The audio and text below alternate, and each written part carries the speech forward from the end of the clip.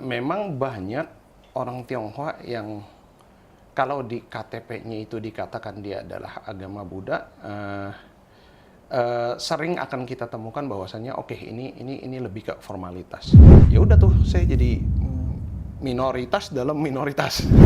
Kami dengar banyak sekali narasi yang setelah 98 itu bikin jadi kayaknya Islam tuh kok kenapa jadi gini gitu. Di antaranya beberapa kaum ini yang menyusup dalam situ dan melakukan tindakan-tindakan non-Islami.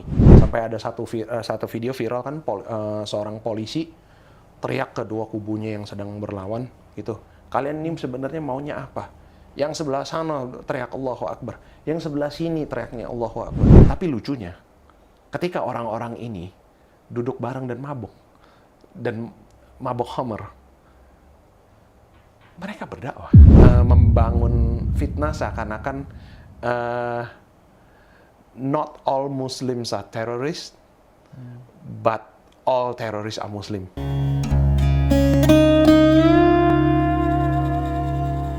Bismillahirrahmanirrahim. Assalamualaikum warahmatullahi wabarakatuh. Waalaikumsalam. Alhamdulillah wassalatu wassalamu ala rasulillah mabad. Nah, pemirsa, seperti biasanya kita kedatangan tamu. Alhamdulillah pada malam hari kita kedatangan tamu seorang mu'alaf yang beliau insya Allah akan menceritakan kisahnya yang teman-teman sekalian harus patut menyimak karena kita di sini menghadirkan kisah mu'alaf yang inspiratif dan motivatif tentunya. Oleh karena itu bisa teman-teman sahabat semua simak dengan baik. Kita langsung aja yuk kita sapa.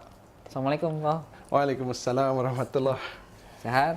Alhamdulillah, lumayan. Ini jadi diwajibkan nih untuk semua penonton ikut ya. Iya.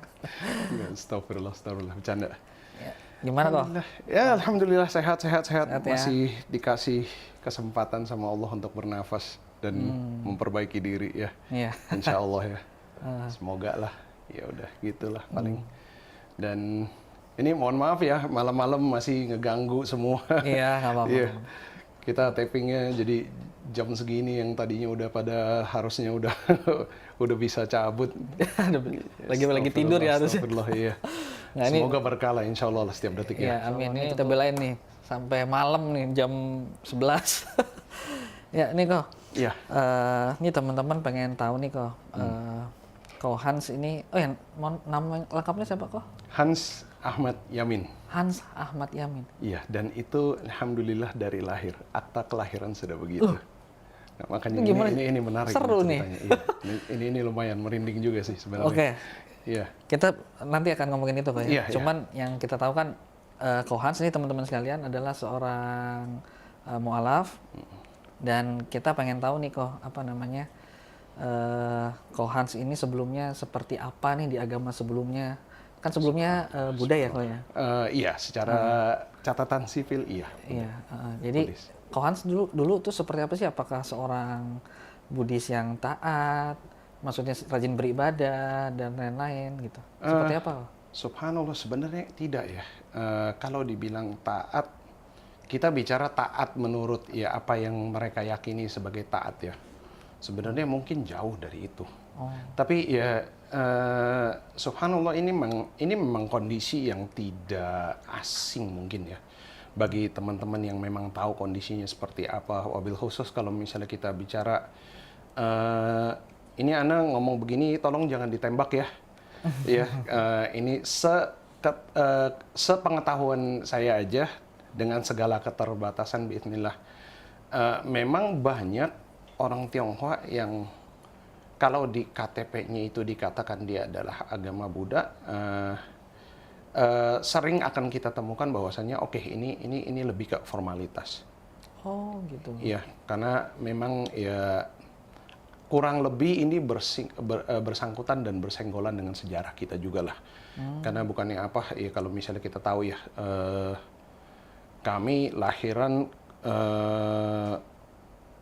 udah sukunya adalah suku yang notabene-nya secara sejarah adalah pendatang keturunan Tionghoa pula gitu kan. Dan kita adalah sebuah negara yang pernah di satu saat mengalami masa kelam mengenai politik seperti kejadian G30 SPKI dan sebagainya, sedangkan tempat dari mana kita berasal, nenek moyang kita itu kan ya kita tahu sendiri afiliasi politiknya itu kemana gitu kan. Lalu qadarullah di saat itu memang atas izin Allah ya, apapun itu yang terjadi pastinya nggak bisa lepas dari suatu narasi gitu kan. Di antara narasinya itu adalah apa, misalnya kalau misalnya saat itu mohon maaf kaum sayap kiri yang berpalu arit itu kaum ateis misalnya, ada narasi seperti itu. Ya kalau misalnya dia adalah Tionghoa dan dia agnostik gitu, dia yakin Tuhan itu ada tapi nggak mengikuti agama apapun secara spesifik, ini keciprat juga nih. Ya kan, subhanallah. Jadi memang awal mulanya itu kalau bisa dibilang itu memang tidak sedikit dari kaum Tionghoa itu yang mungkin kalau misalnya di KTP-nya dikatakan dia agamanya Buddha atau agamanya apa itu bukan sesuatu yang not common gitu, bukan tidak biasa bahwasanya kita ada secara formalitas saja, lalu keyakinannya itu sendiri apakah dia Buddhis yang sejati sebenarnya Allahu a'lam. Gitu, dijalanin atau enggak, atau mungkin dia jalanin setengah-setengah lalu akidahnya tercampur dengan keyakinan-keyakinan lain yang sebenarnya sifatnya non Buddhis tapi dianggap sama gitu. Jadi dan kita juga kalau kita berkunjung ke beberapa tempat ya, beberapa tempat tinggal orang Tionghoa itu nggak aneh untuk melihat misalnya ya di atas altar sesembahan mereka ada ya katakanlah bentukan patung yang satunya adalah Siddhartha Gautama Buddha, sebelahnya ntar dewa apalagi yang Allahu a'lam sebenarnya tidak pernah ada di dalam ajaran Buddha gitu. Jadi dicampur-campur gitu seperti itu. Jadi memang ada ya. Dan saya di rumah sendiri apakah beribadah dibilang tidak? Di saat itu iya ibadah. Tapi apakah sesuai tuntunan Tripitaka misalnya gitu? Ya enggak juga gitu. Enggak juga. Dan terlebih lagi ini memang langkahnya Allah yang nuntunnya ke situ ya. Allahu a'lam bisa. Qadarullah saya tidak disekolahkan di sekolah keagamaan yang sekolah Buddha notabene juga gitu. Di saat itu orang tua bagaimana ceritanya atas izin Allah mereka ketika sekolahkan saya itu lebih milih ke ini sekolah reputasinya ini buat bidang A, bidang B itu prestasinya bagus, terus habis itu dekat dari rumah, ya udah masukin aja ke situ. Gitu. Qadarullah saat itu ada sekolah Kristen yang dekat, lebih dekat dari tempat tinggal kami di saat itu. Jadi ya udah tuh saya jadi minoritas dalam minoritas. Gitu. Udahlah dia sendiri yang non Kristen gitu kan. Ada di lingkungan sekolah Kristen yang 90% ya udah semuanya pasti anak-anak sekolah minggu. Jadi kalau anak-anak masuk kelas Senin itu masuk tuh ini nih mukanya nih satu nih yang absen nggak pernah sekolah minggu ya ini. Ya gitulah kurang lebihnya dulunya. Jadi dibilang apakah saya Buddha yang taat? Kayaknya enggak deh. Kayaknya enggak. Tapi apakah saya saat itu beribadah? Nggak bisa dibilang enggak juga, gitu. Oh gitu ya. Nah dulu kok ini nggak mendengar kata Islam nggak pada saat itu? Sebenarnya gini, saya kebetulan qadarullah lahiran tahun berapa ya, 86, ya 1986. Saat itu tuh kan berarti kan TV yang lagi ini banget tuh channel-channel apa sih yang udah ada? SCTV kayaknya belum ya. RCTI gitu kan, terus TVRI gitu. Apalagi di saat itu masih ada TPI itu, iya, televisi apa Pendidikan Indonesia ya, kalau nggak salah ya. Nah, kalau saat itu Islam itu apa itu juga sebenarnya ini Anda sedikit fast forward ya ke depan ya, karena gini, ketika sayanya sendiri udah beriman itu sempat flashback ke masa itu dan sempat timbul ada sedikit kemarahan lah di diri sendiri. Karena apa? Karena setelah subhanallah setelah saya berjalan mulai mempelajari Islam dan meyakini bahwa inilah jalan yang insya Allah akan kita coba tempuh untuk sampai akhir hayat gitu kan, amin. Kok nggak ada ya yang benar-benar proaktif untuk mendakwahkan kami gitu loh. Tapi di satu sisi lagi jadinya karena TV di saat itu lima waktu itu untuk sholat itu azan tuh dikumandangkan di TV gitu kan. Jadi apakah dakwah tersampaikan kalau kita bilang azan itu sampai bahwa dan itu bisa dihitung bahwa sebenarnya dakwah telah tersampaikan kepada kita? Ya, kesan saya paling awal dengan Islam itu adalah mendengarkan azan di TV gitu, ya kan? Karena saya sih nggak begitu ingat ya, apakah di rumah itu sekeliling itu masjid itu dekat atau tidak. Suara azan kalau di dekat-dekat sekolah sih pasti ada, ya kan? Tapi kalau misalnya di lingkungan di rumah, di saat itu yang saya ingat adalah ya di TV ada. Lalu ini orang apa ini? Oh, ini agama Islam nih yang kayak begini gitu kan. Dan selalu kan ada cuplikannya orang sholat, orang berwudu dan sebagainya gitu. Dan 5 kali sehari kita melihat itu dan mendengar itu gitu. Walaupun pastilah ini orang tua yang orang tuanya non muslim pasti pernah mengalami ini juga ya. Kadang kalau misalnya azan udah mulai kumandang nggak sampai 5 detik orang tua tuh pasti ambil remote dan ganti. Jangankan orang tua yang non muslim ya, kadang bukannya apa ya, sorry to say ya, orang Islam sendiri juga subhanallah suka begitu kan. Ya semoga Allah maafkan kita ya. Dan iya, jadi itu. Lalu terlebih dari itu kan saya walaupun masuk ke sekolah Kristen dan sekolahnya itu swasta di saat itu, ya memang itu kayaknya sih qadarullahnya ya, untuk bersentuhan bahwa ya ini kode pertama nih bahwasanya seakan-akan Allah menentukan jalan ini anak yang lahir dalam fitrah Islam lalu mengikuti tradisi orang tuanya, gimana caranya dia ditarik balik ke mengenali bahwa ada loh ini sang pencipta Rabbul Alamin yang namanya Allah gitu kan. Dari awal mungkin dari situ. Nah, tapi walaupun di dalam sekolah Kristen itu kan tetap ada mata pelajaran wajib kan. Iya, Itu zaman itu kan zaman apa ya? Zaman Eptanas, zaman masih ada Eptanas lah. Ini udah langsung berasa tua nih kalau ngomong begini ya, subhanallah. Dan iya, jadi mata pelajaran Pancasila saat itu namanya apa ya? PMP kalau nggak salah tuh. Setua itu ya. Sekarang udah sebutannya mungkin udah beda ya. Iya, jadi PMP dan sebagainya itu kan pelajaran IPS gitu kan. Nah, itu kan belajar mengenai sosiodinamik kita yang di luar sekolah, yang di luar Kristen pun ada apa gitu dan sebagainya. Dan di saat itu pertama kali dengar kata Islam itu ya dari buku sekolah. Memang. Oh, ini nih. Jadi yang kalau di TV itu Allahu Akbar, oh begini. Oh, ini yang basah-basah dulu sebelum bersujud gitu kan. Seperti itu. Lalu di buku itu pun diajarkannya saat itu Anda masih ingat begini ngajarnya. Islam itu adalah singkatan. Singkatan dari Isya, subuh, luhur, asar, maghrib. Jadi taunya itu. Jadi nggak pernah tuh ada informasi seperti Islam itu asalnya dari kata salam, yang artinya apa dan sebagainya. Lah, nggak ada.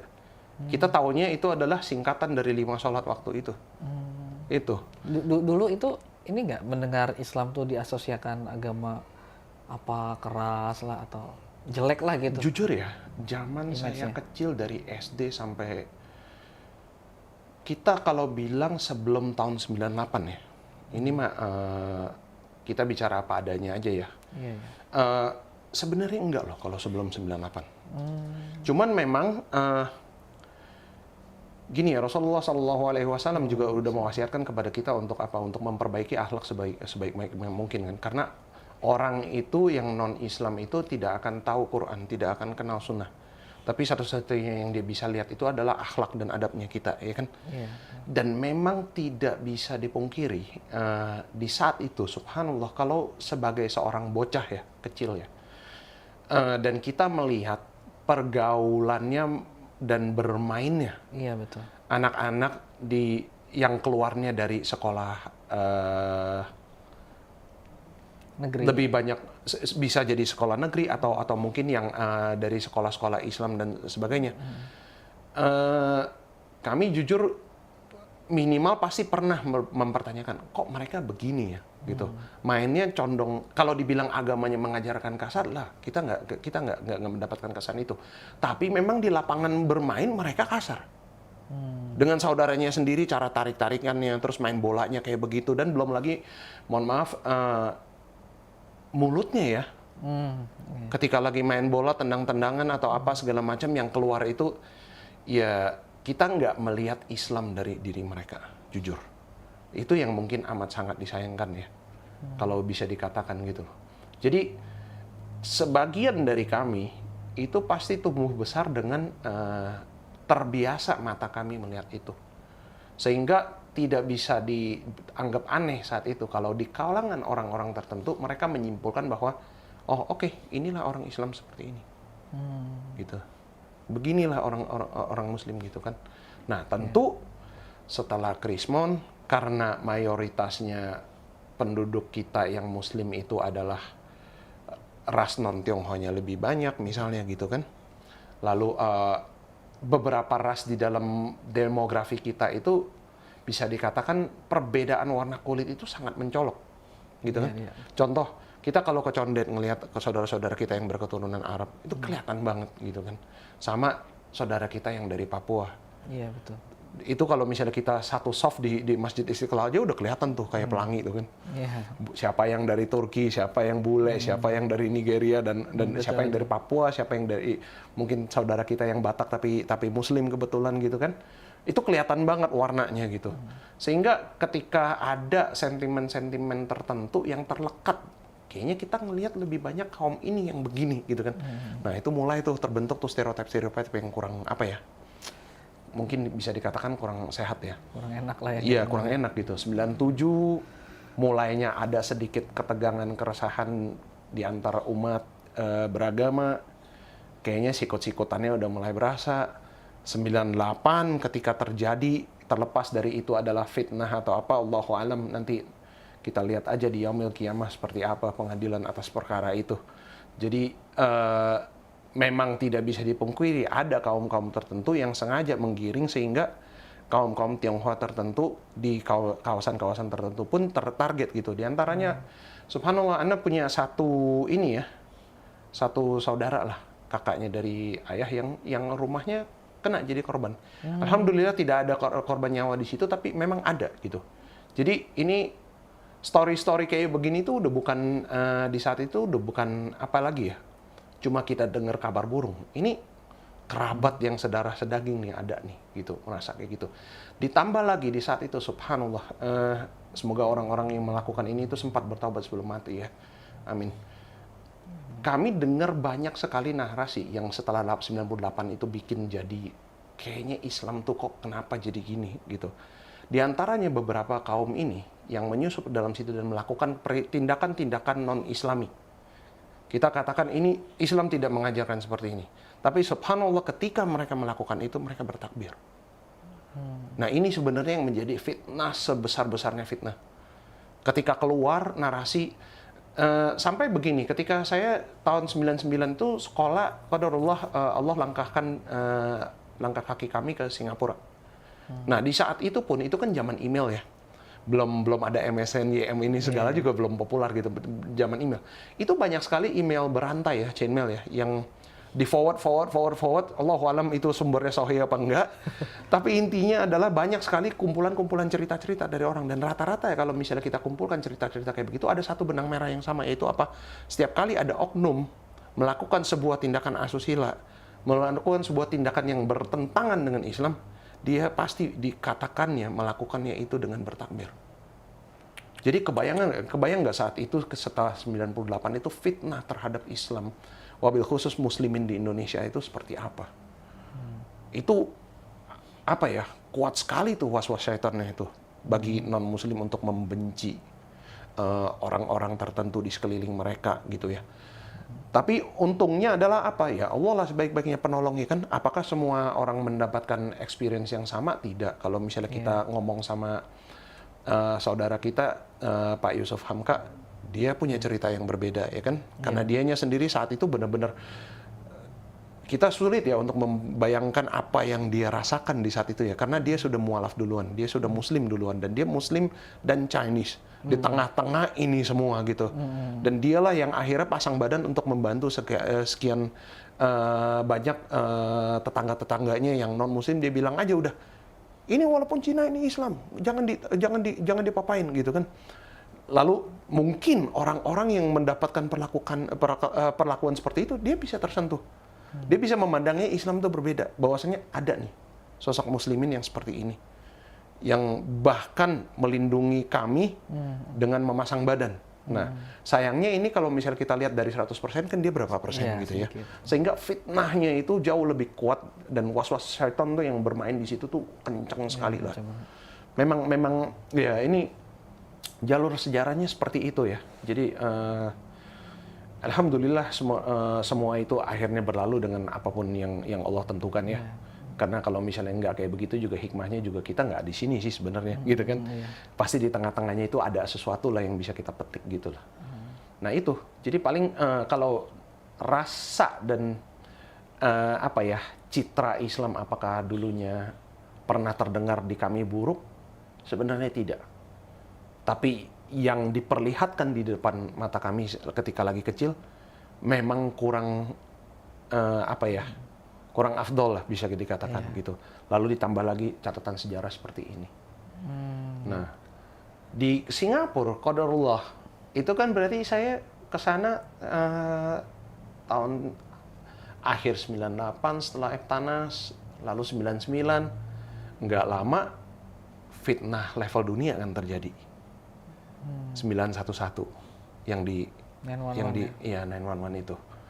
Nah, di saat itu saya sebagai seorang apa ya, pelajar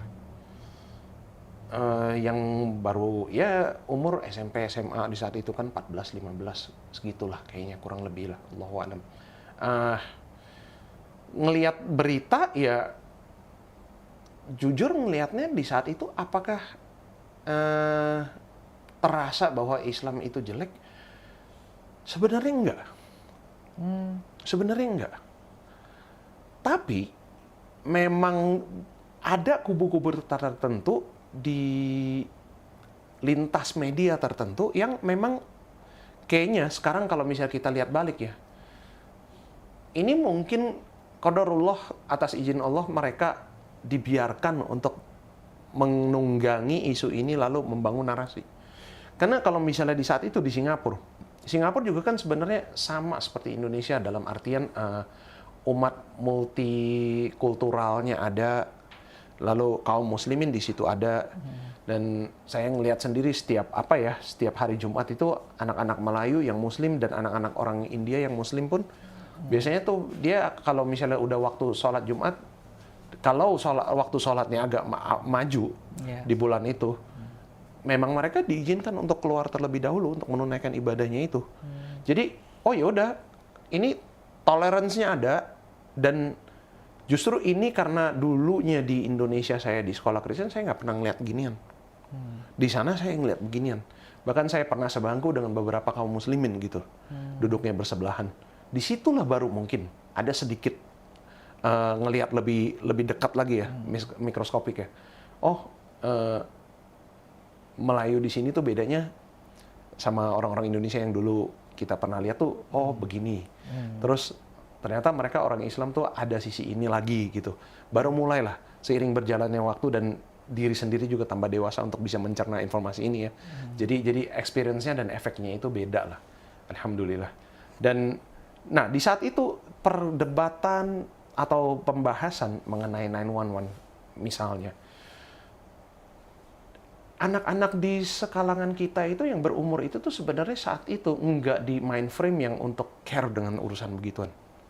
Sehingga ketika berita ada, ya udah kita paling notabene-nya kayak orang ngegibah aja gitu loh, ngomongin, kemarin lihat nggak tuh di TV tuh ada begini. Nah, Allahu a'lam saat itu ya, apa rasanya bagi kaum muslimin di saat itu yang duduk di bangku sekolah dalam negara seperti itu, lalu terjadilah kejadian itu. Kalau ditanya sama temennya pertanyaan aneh-aneh mengenai Islam, apa yang mereka rasakan? Allahu a'lam, ana nggak bisa ngomong apa-apa di situ karena memang saya saat itu adalah seorang non-muslim yang ngelihat hal ini sekilas begitu aja. Saya sendiri apakah merasa jadi Islamnya itu citranya buruk? Jujur tidak. Tapi kalau misalnya kita lihat cara beberapa kaum di media-media tertentu sengaja mengangkat topik ini untuk dijadikan sebuah acara perundingan di depan televisi, lalu harus banget seakan-akan ada yang pro dan kontra membahasnya dan sebagainya. Mungkin dari situ bisa jadi ada beberapa orang atau beberapa kaum itu timbul kayak, kok Islam kayak begini ya, kok Islam kayak begitu ya. Dan kami saat itu punya beberapa teman bule-bule juga sama, karena mungkin ini influence dari umur di saat itu yang memang belum care itu ya. Tapi kalau kita lihat mungkin orang yang lebih dewasa dari kita yang umurnya 20 ke atas di saat itu, ya memang sih mulai ada beberapa dari mereka yang ngomongnya membangun fitnah seakan-akan not all Muslims are terrorists, but all terrorists are Muslim. Gitu kan narasinya. Nah, tapi alhamdulillah di saat itu kayak narasi-narasi ini berbentuk. Ini memang tindakan Allah sih. Allah lah sebaik-baiknya penolong ya. Dan di saat itu saya kelas berapa mungkin? Sebelum UN-nya mereka lah, kurang lebih. Nah, itu kan udah ada pembagian kelas, terus belajarnya apa dan sebagainya. Ketika kami membahas pelajaran sosiologi dan ilmu IPS-nya sebelah sono lah di situ. Iya. Saat itu qadarullah itu bahasannya adalah masalah konflik-konflik dan teror. Jadi kami sudah terbekal dengan pelajaran sejarah yang bermacam seperti itu. Jadi sehingga ketika narasinya saat itu ada orang mengatakan all Muslims are not terrorists but all terrorists are Muslim. Saya dengan refleks saat itu kalau dengar ada orang ngomong kayak begitu saya nanya. Tapi orang-orang di Irlandia ketika ada konflik di UK, mereka melakukan aksi teror dan itu orang Katolik. Gimana itu? Biasanya yang kayak gitu diem. Udah terbantah, ya kan? Allahu alam ya apa yang terjadi di situ. Pokoknya refleks aja selalu gitu. Jadi kami di saat itu yang sudah beranjak berumur seperti itu dan punya experience mempelajari pelajaran-pelajaran kayak begini, jujur kami nggak terlalu terefek dengan negatif-negatif yang kayak begitu. Oh gitu ya. Nah, seiring berjalannya waktu lagi, kalau misalnya kita udah tumbuh lebih besar lagi dan sampai zaman kuliah, nah di situ itu sebenarnya zaman-zamannya kalau misalnya anak-anak pada umumnya itu udah pasti lagi saat-saat sejauh-jauhnya dengan agama tuh. Iya, iya. Kalau bukan yang lahir dari keluarga yang mungkin lebih agamis atau apa gitu ya. Baik itu yang dari Kristen kayak dari apa kayak, karena ya kesannya adalah apa? Party, bermain. Hidupnya hedon. Iya, subhanallah, cari cewek lah, apalah segala macam. Astagfirullah, semoga Allah maafkan lah masa lalu kami yang seperti itu ya. Dan iya, jadi saat itu tuh kalau dibilang ada nggak citra bersentuhan dengan Islam atau apa? Lebih minimal lagi justru sebenarnya. Lebih minimal lagi persentuhannya dengan Islam di situ. Dan qadarullah saat itu teman-teman yang saya tahu, oh si fulan Muslim, si fulana Muslim, si fulan Muslim. Saya juga nggak pernah berkesempatan langsung untuk ngelihat mereka sholat misalnya gitu. Pasti mereka sholat, Anda yakin husnuzon aja gitu, pasti sholat gitu. Cuman ya memang nggak pernah ngelihat, nggak pernah ngelihat. Beda seperti kayak sebelumnya kalau di SMA itu saat itu tuh adalah beberapa apa ya anak-anak Muslim yang memang teman dekat gitu. Ini biasanya yang lelaki itu suka sholatnya berjamaah bertiga gitu loh, panggil gitu, jom sholat, pakai bahasa mereka di situlah kayak gitu. Dan sholatnya kayak gimana? Allahu a'lam, nggak pernah lihat. Tapi setidaknya pembicaraan untuk mengajak temennya untuk ikut sholat bertiga seperti itu, yang para anak lelaki ini ada. Cuman ya udah sebatas itu aja. Di level universitas mah nggak kelihatan. Udah, apalagi sibuk dengan kejar passion dan sebagainya gitu kan, makin jauh lagi, makin hedon lagi itu. Nah ini seru nih. Kita akan masuk ini nih kok. Kita mau tanya nih, Ko Hans ini kenal Islam sebagai sebuah agama, ajaran yang sebenarnya Islam nih, gimana tuh ceritanya kok? Sebenarnya ini udah mau masuk Islam nih ceritanya nih. Wah, itu titik baliknya itu sebenarnya begini ya. Kalau kita bikin petanya ya, dia tuh setiap maju selangkah ngelihat ke belakang 10 tahun. Maju selangkah, ngelihat ke belakang 10 tahun. Membandingkan ya. Seperti itu. Karena qadarullah, apa yang Allah rencanakan di depannya itu satu persatu itu. Beberapa kejadian yang terjadi dan sebagainya. Entah kenapa, subhanallah, semuanya itu pasti dia akan mengikatkan sesuatu di masa lalu. Teringat kembali di dulu itu pernah gimana. Lalu di sini terjawab. Dulu pernah bagaimana, lalu di sini terjawab. Begitu. Gitu. Seperti itu. Nah, ini untuk biar bisa make sense, terpaksa kita harus tarik balik lagi ke zaman, saya lagi di sekolah Kristen, zaman dulu. Kan tadi seperti saya bilang ya, saya minoritas di dalam minoritas tuh di situ tuh. Iya. Satu-satunya anak muda yang bukan anak Kristen, tapi tetap karena dia sekolah Kristen, pelajaran agamanya pasti Kristen. Saya nggak ikut sekolah minggu pun, mereka kebaktian saya harus duduk tetap di dalam gereja. Karena apa? Ya memang itu mata pelajarannya di situ tuh, di timetable-nya tuh itu. Gitu. Dan kita nggak diizinkan untuk enggak seperti mungkin di beberapa sekolah yang lain yang boleh deh ini berarti pelajaran bebas buat kamu. Enggak, kita itu di ada situ nilainya enggak. loh, nilai itu Ada, gitu. ada. Tapi alhamdulillah, thumma alhamdulillah, karena memang sekarang kalau dilihat ke belakang situ, wallahi saya mensyukuri sekali nikmat itu. Kenapa? Karena disitulah sebenarnya seakan-akan Allah mengirim tanda gitu. Kita belajar di situ Alkitab, buka Perjanjian Lama, ada Adam, ada Hawa ngomongnya begini gitu kan. Terus habis itu ceritalah Musa alaihi salatu wassalam, diturunkannya Torah kepada beliau alaihi salam. Lalu 10 hukum Tuhan isinya apa gitu kan. Allahmu adalah satu dan esa dan tidak boleh menyembah yang lain dan sebagainya gitu kan. Nah di situ anak polos yang otaknya mungkin agak sedikit aktif akan mulai bertanya-tanya gitu loh.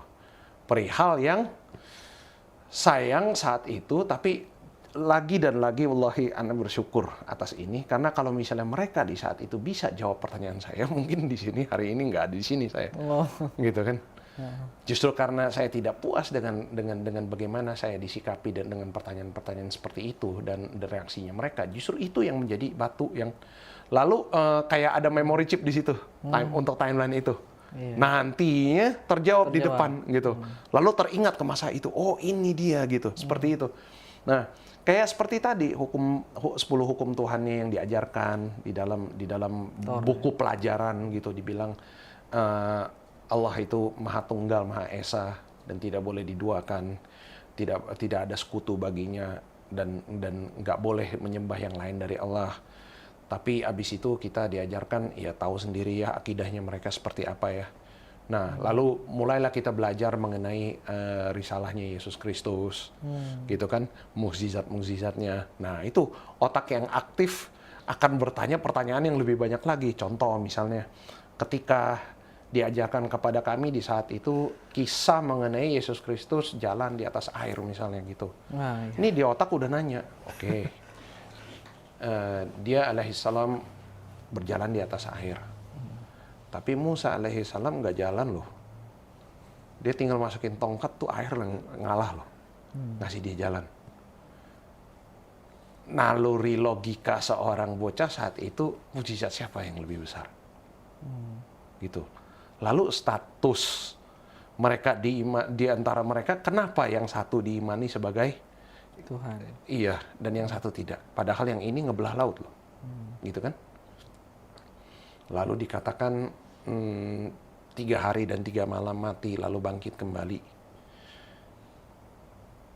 Tunggu sebentar. Ibrahim 3 hari 3 malam dalam api, mati aja enggak loh. Iya. Alaihi salatu wassalam ajmain. Ini jomplang lagi nih, gitu kan? Dan seterusnya, seperti itu. Kristus membangkitkan orang yang telah mati juga. Tunggu nih, ada orang lagi nih yang ngebangkitin orang mati juga, tapi bangkitinnya lebih banyak nih, gitu kan? Jadi terus di dalam naluri lagi belajar, bertanya. Ini kenapa ya kok kayak begini ya? Dan kalau ada momen saya tanya baik itu sama guru agamanya atau pendetanya, singkatnya adalah pertanyaan saya tidak pernah ditanggapi dengan sikap yang baik. Gitu.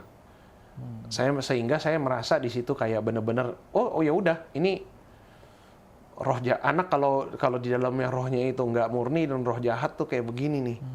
Gitu. Belum dijamah Roh Kudus. Seperti itu kasarnya gitu. Jadi kayak ya udah pokoknya gue kafir sendiri di situ gitu. Kalau bahasanya mereka gitu kan. Ya sudah, nggak apa-apa. Cuman namanya orang jawab punya pertanyaan tidak terjawab, pasti itu akan menyebabkan adanya kesimpulan juga kan. Iya, betul. Ya. Saya di situ menyimpulkan bahwa oke, ini nggak make sense. Ini banyak yang ganjil. Kayaknya apa yang mereka katakan itu tidak benar. Tapi di saat itu kesimpulan saya langsung lebih ini lagi.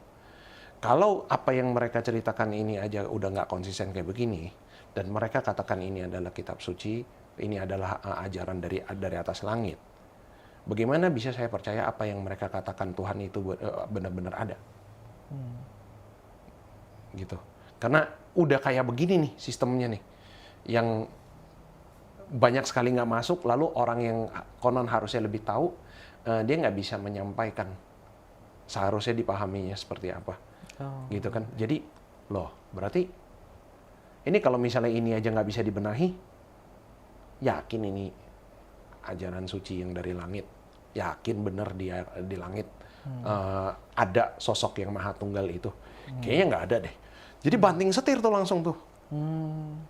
Nah, maka loncat lagi ke masa-masa remaja dan kuliah yang tadi kita bilang hedon itu. Iya. Saya udah di dalam posisi bahwasanya oke, la ilaha, tidak ada Tuhan. Gitu. Jalanin aja. Kaulah Tuhanmu sendiri, kau tanggung jawab atas semua urusanmu, gitu kan? Hidup ini benar-benar seperti yang di Quran dikatakan bahwasanya orang-orang yang kafir itu mereka akan menjadikan dunianya sebagai surganya mereka. Subhanallah, memang itu yang terjadi saat itu. Sampai di sebuah titik, saya dari kecil tuh udah diajarin musik sama orang tua, dilesin dan sebagainya. Dari umur 5 udah bisa main piano, dari umur 10 mulai ngedrum, mulai apa dan sebagainya.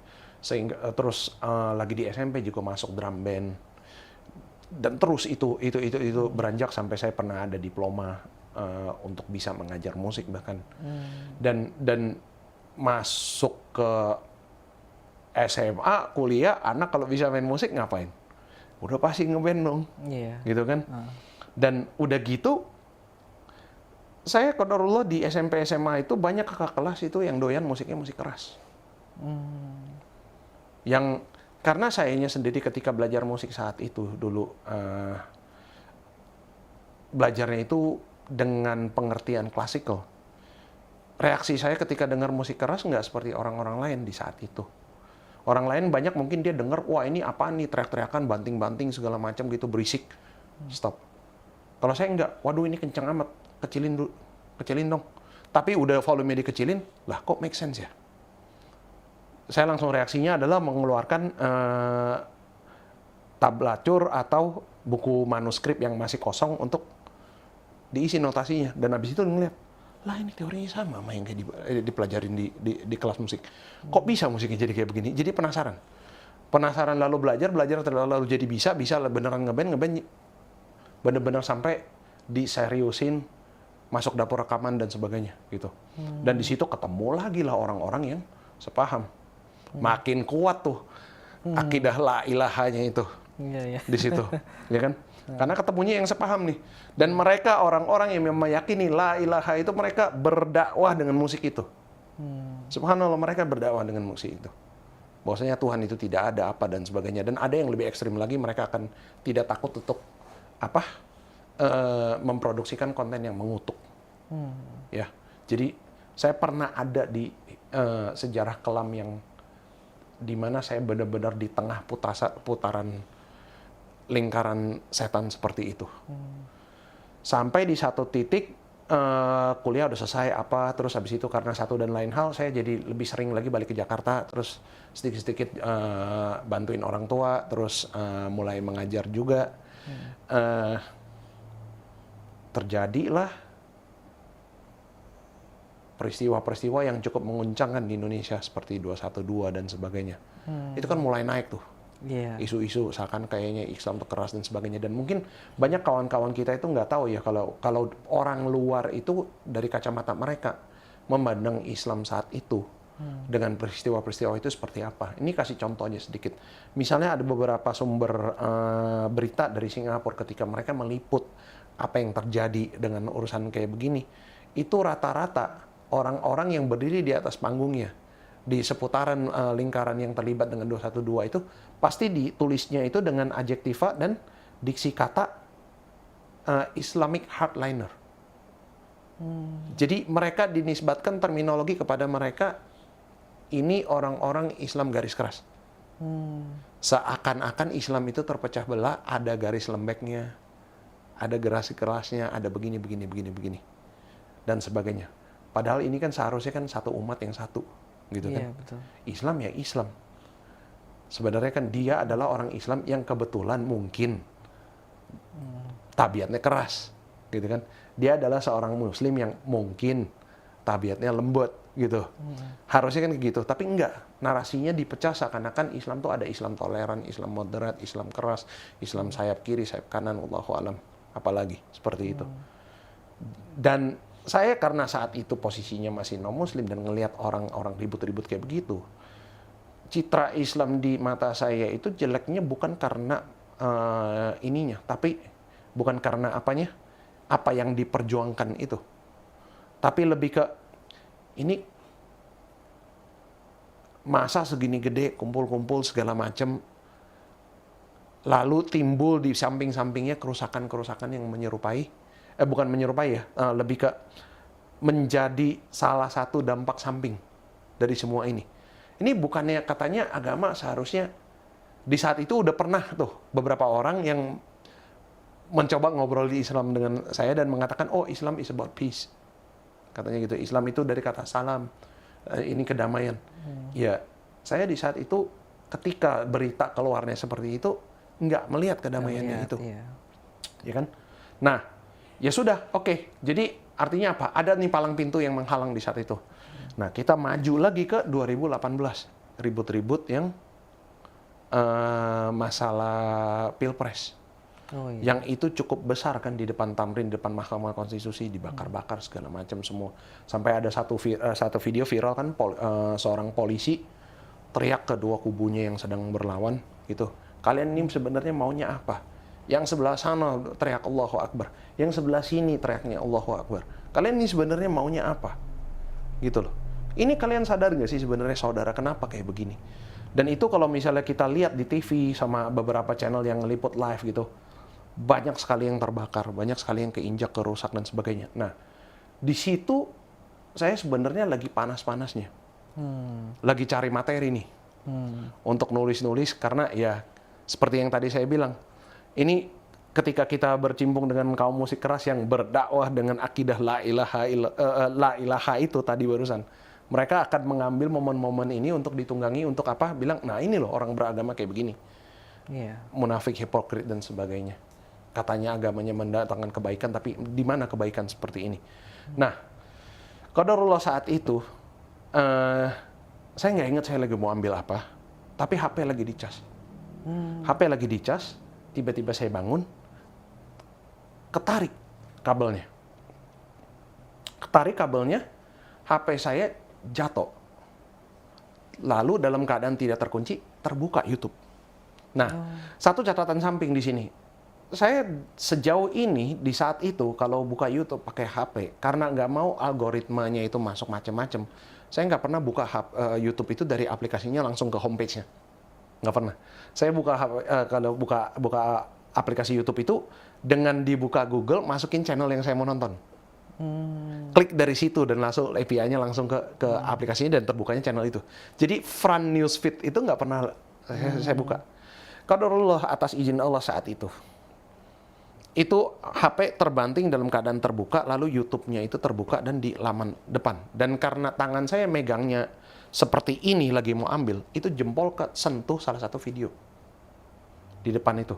Dan itu adalah video apa? Video kumpulan-kumpulan fatwa.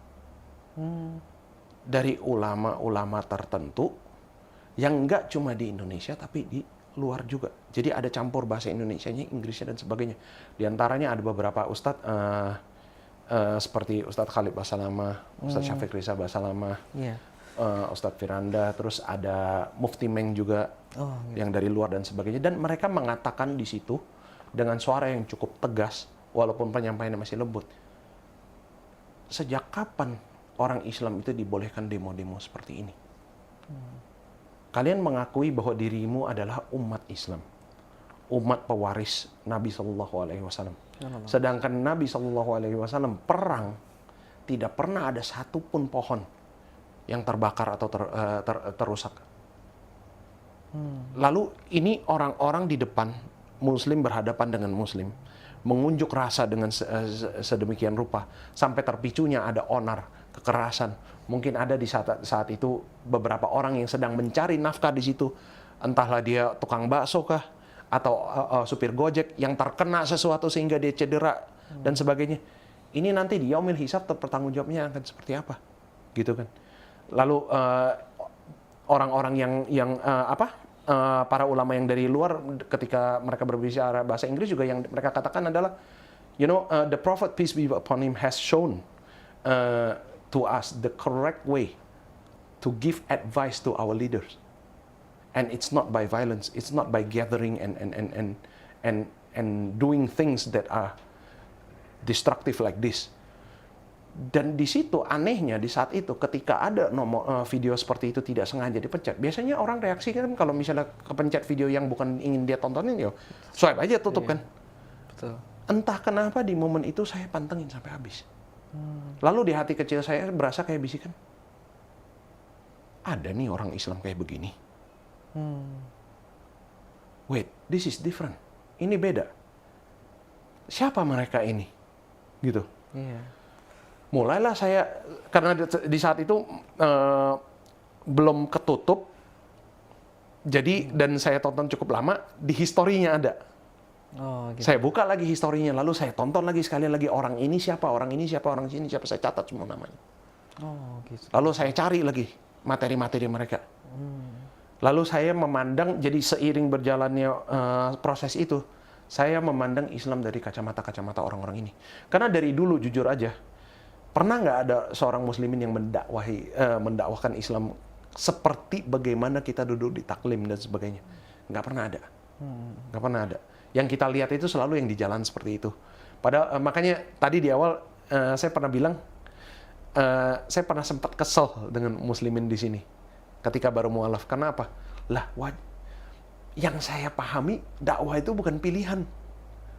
Dakwah itu adalah kewajiban. Kok nggak ada nih yang ngedakwahin saya?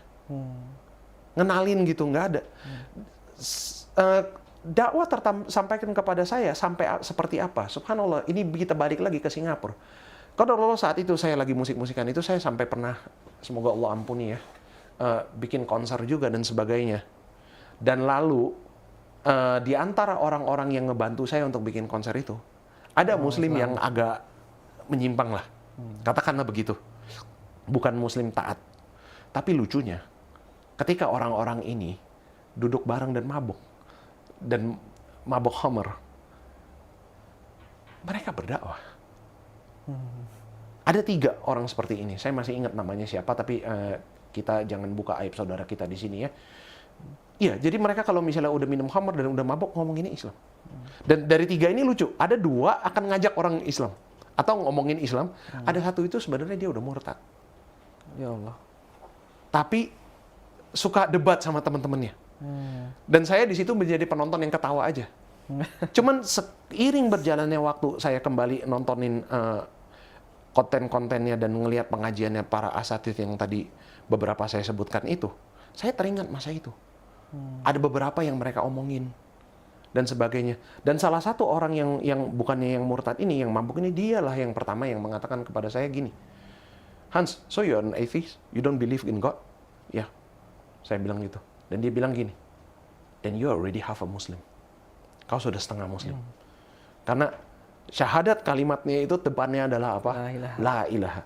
There is no God. Lu tinggal butuh untuk diyakinkan kecuali Allahnya itu. Dia pernah ngomong begitu, dan saat itu karena orang mabuk ngomong kayak begini dan sayanya non muslim, tanggapannya apa? Ya ketawa aja gitu. Lu udah kebablasan lu, KO-nya gitu kan. Seperti itu. Subhanallah. Dan saya jadi teringat beberapa bahasannya mereka, karena mereka kalau debat tuh intens. Bisa dalam keadaan lagi mabuk kayak begini, tapi mungkin ya Allahu alam ya, mungkin dulunya dia lagi mudanya pernah benar dan pernah hafiz atau gimana, Allahu alam.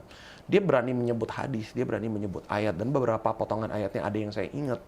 Oh, wow. Dan kayak selangkah demi selangkah konten-konten para asatidz ini saya dengarkan, saya terkilas balik ke masa lalu. Pertanyaan yang ini terjawab, pertanyaan yang ini terjawab, pertanyaan ini yang terjawab satu persatu. Sampai satu titik di mana saya berada di titik terakhir bahwasanya oke, katakanlah dialah Allah dan benar ada sang pencipta gitu. Lalu kita bisa rasakan, kita disuruh untuk membuka mata kita dan melihat keajaiban-keajaiban yang dia lakukan gini. Tapi apa susahnya sih kita dibikin untuk bisa ngelihat Allah? Biar udah beres aja gitu. Gitu ya. Iya, dan saat itu juga saya tipis-tipis dengerin Sirah Nabawiyah, juga sempat dengernya sampai cerita mengenai Rasulullah SAW sebelum menjelang wafat itu diberikan pilihan. Ini mau tetap hidup dan hidup sepanjang masa di dunia dan diberikan segala macam kenikmatan dunia yang serba lengkap, atau saat ini juga dicabut nyawanya. Dan Rasulullah selayaknya semua nabi ketika ditanyakan pertanyaan kayak begitu, karena mereka sudah diberikan kelebihan ya. Wabil khusus sallallahu alaihi wasallam, Nabi sudah sampai ke Sidratul Muntaha. Jadi ya wajar sih kalau dimilih untuk dicabut nyawanya, karena orang yang sudah ngelihat langit itu seindahnya apa, apakah dia masih ingin berada di dunia ini gitu kan? Logikanya gitu. Tapi ada kesalnya juga. Lah ini kalau Nabi SAW saat itu memilih untuk nggak mati, mungkin sekarang kita lebih tertata gitu. Bisa jadi kan, Allahu alam. Tapi ya sudahlah, udah begitu. Kalau Nabi sekarang ini di saat itu memilih untuk berada di saat ini, orang bisa ngelihat langsung. Beriman akan lebih bermudah. Nah, logika yang sama itu saya pikir, orang kalau bisa ngelihat Allah langsung, pasti akan lebih mudah beriman kan? Ya kan? Akhirnya saya mendapatkan jawaban itu yang benar-benar memuaskan. Secara sains juga ini benar-benar make sense. Ternyata yang saya pahami pribadi, wallahu a'lam bishawab, kita bisa melihat Allah.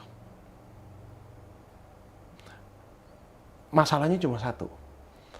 Di dalam surah Ayatul Kursi, surah Al-Baqarah Ayatul Kursi, ada kalimat begini kan. Wasi'a kursiyuhus samawati wal ardh. Di situ saya bergetar.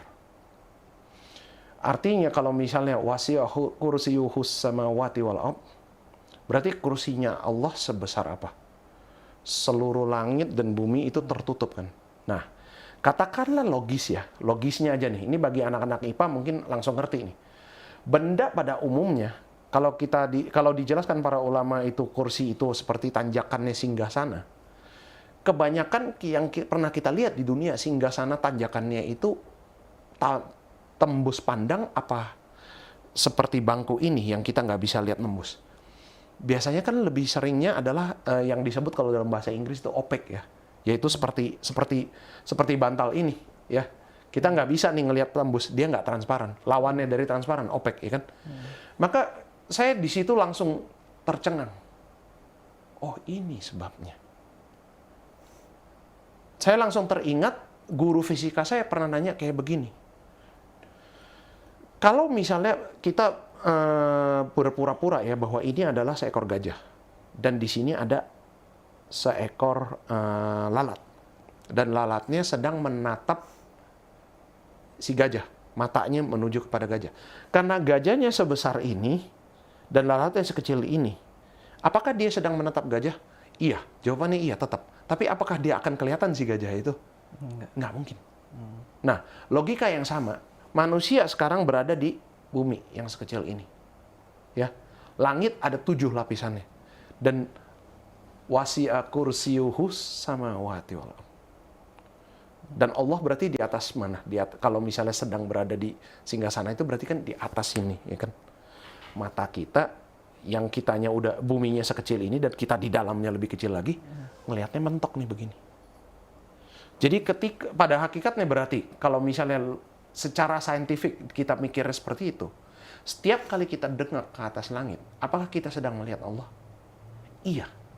Tapi seperti si semut yang di depan gajah, si lalat yang di depan gajah itu, kita tidak akan bisa melihat seluruh bentuk gajahnya itu karena posisi semutnya dia sekecil itu dan matanya itu cuma bisa ngeliatnya di sini doang. Yang dia kelihatan ya kayak lembaran tembok ini doang. Di situ saya benar-benar menemukan jawaban terakhir yang saya butuhkan bahwa oke, God is real. God itu ada and I can see him. Lalu setelah itu nggak lama saya baca lagi ada bukan baca sebenarnya di YouTube ketemu kajian hadis yang ngebahasnya Rasulullah bercerita tentang surga dan neraka. Di mana ada kisah di mana dikatakan Rasulullah berkisah kita nanti di surga akan ada hari-hari tertentu akan dibukakan hijabnya Allah dan kita akan langsung melihat wajah Allah. Oke. Kalau memang hadisnya mengatakan begitu, dan ayatul kursi sudah meyakinkan saya bahwa, oke, this is the case. Kasusnya sebenarnya adalah ini, kenapa Allah tidak terlihat. Illallahnya itu saya terima. Masya Allah. Makanya masuklah tahun berapa tuh? Itu tahun akhir-akhir 2018-2019 kah? Pokoknya segitu deh. Sebelum COVID terjadi. Selang beberapa bulan sebelum COVID terjadi gitu loh. Jadi dari yang peristiwa 2018 itu sampai saya beriman itu adalah jeda berapa bulan tuh. Riset itu baca, lalu bandingkan sana sini, termasuk materi-materi dari Dr. Zakir Naik dan Syekh Ahmad Didat juga gitu. Comparison-comparisonnya yang lalu menjawab, oke, ini ternyata pertanyaan yang saya dulu pernah ada itu ternyata emang benar dan patut dipertanyakan. Cuman memang perspektifnya itu belum lengkap karena nggak ada orang yang bisa nonton dan menjelaskan dengan sahih gitu loh, secara kasarnya. Dan akhirnya ketemulah satu persatu sampai titik itu. Dan qadarullah di saat itu, di esok paginya ketika saya dengar azan subuh itu, gimana ya rasanya ya? Untuk pertama kali 30 tahun lebih berada di muka bumi ini, saya berasa diri saya sedang dipanggil. Nah, tapi nggak bisa sholat, nggak bisa apa-apa. Ya kan? Nah, flashback lagi. Keinget lagi. Zaman dulu ngeliat TVRI, orang kalau misalnya azan di TV itu, oh mereka ngebasah-basahin badan, bersucinya dengan air, tangan, kaki, tanpa mengenali fikih wudhu. Dari saat itu, di saat itu, saya basuh aja apa yang saya ingat, saya lihat, saya basuh. Masya Allah. Lalu saya ingat orang-orang itu ruku dan bersujud kalau misalnya lagi sholat dan cari arah kiblat. Ya saya cari tuh Google tuh. Ternyata Google punya aplikasi kiblat yang kamera kita dibuka dan dia kayak orang main Pokemon Go. Iya. Jadi terus kita ngikut sampai ketemu Ka'bahnya gitu. Terus dia bilang, "You are here." gitu. Kayak orang main Pokemon Go. Saya pakai itu. Dan tanpa mengerti apa-apa, saya berniat untuk bersujud di situ. Nah, satu lagi terakhir mukjizat. Saya lahir dari keluarga kungfu. Jadi kebayang ya masa kecil saya seperti apa ya, mama sama papa dua aliran yang berbeda, kalau pulang bawa rapot merah itu kayak apa.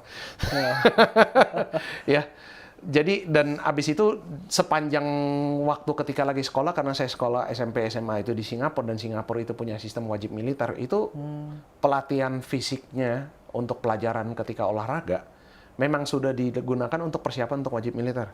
Sehingga sebenarnya kalau secara kasar ya bisa dibilang ya, saat itu anak-anak Singapura itu kalau di dalam sekolah tuh SMP SMA itu pelajaran olahraganya udah kayak CrossFit.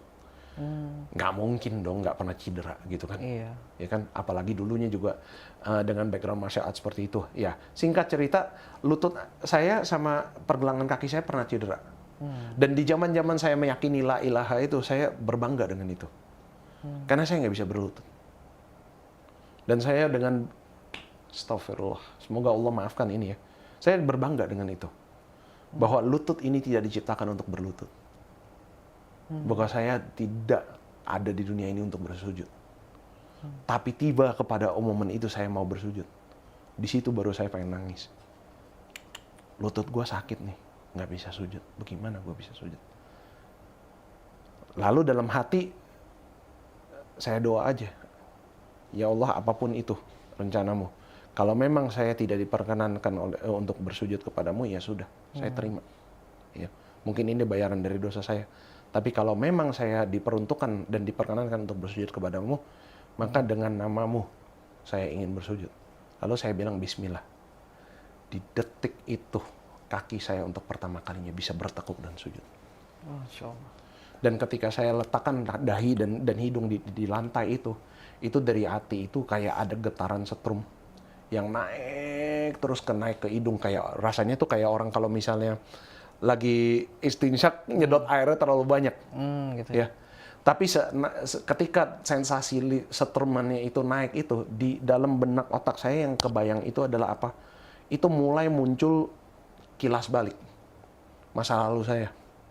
Dengan wabil khusus perkara-perkara dengan yang bersifat hablum minanas.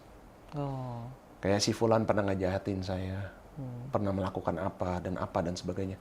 Dan hablum minanas yang selama ini saya nggak pernah bisa ikhlas dan ridho untuk memaafkan. Orang-orang itu wajah-wajahnya itu semua muncul. Naik sampai rasa kayak hidungnya kayak orang istinsyak terlalu banyak gitu, kayak orang kelelep di air gitu. Itu rasanya ketika naik ke situ langsung bendungan air mata itu terbentuk dan kayak ada batu yang pecah dan terkikis-kisan di situ. Untuk pertama kalinya di situ saya berasa akhirnya saya bisa memaafkan dan ikhlas dengan apa semua yang terjadi. Dan ternyata di situ juga saya ingat ke semua balik di belakang itu. Ternyata Allah sama sekali dari awal saya lahir sampai titik itu nggak pernah meninggalkan saya sekalipun. Semua yang saya jalanin itu sepanjang jalan itu semua satu persatu itu persiapan untuk momen ini. Dituntun, walaupun sendirinya nggak ngerti di saat itu. Banyak memaki, banyak komplain dan apa segala macam. Cuman ya gitu ya, subhanallah. Namanya hikmah itu selalu di belakang gitu kan. Iya, betul. Masalahnya tinggal nyawa kita masih ada sisa untuk menyadari itu atau tidak gitu kan. Makanya di depan itu yakin dulu terlebih dahulu itu akan lebih baik daripada kita selalu nuntut untuk minta dibuktikan pembuktian itu. Ya syukur-syukur kalau sampai ke titik pembuktian. Kalau enggak, kalau meninggal naudzubillahi min zalik ya kan. Nah itu, dari sujud itu saya bangun, ya Allah, akhirnya saya bisa melepaskan ini semua.